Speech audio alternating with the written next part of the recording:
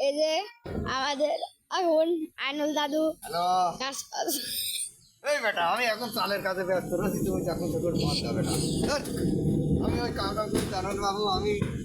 খুব চালের কামে খুব বিজি আছি এখন বৃষ্টির সময় চাল না ছেড়িয়ে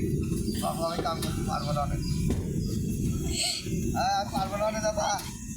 তুমি কাম করো আমি এখন খুব ব্যস্ত রয়েছি এদিকে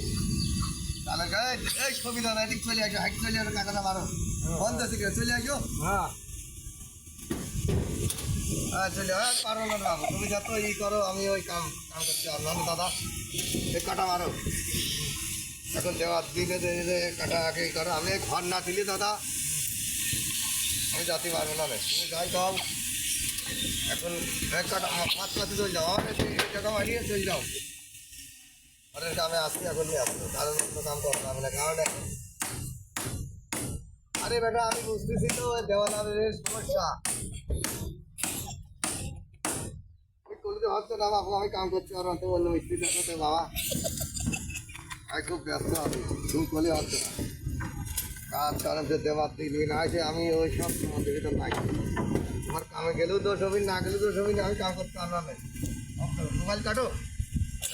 তোর অন্য আমার কি কাম করে না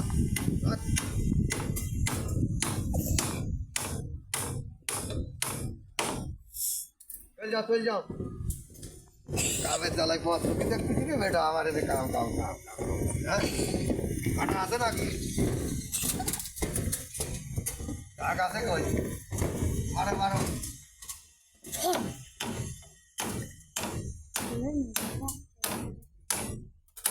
চলে আসো কারেন্টের কামের তারের জমিতে দেখতেছি আবার আর এক দেখা গেল পাল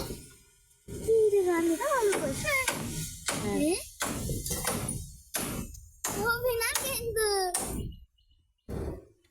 কত কাটিয়েছি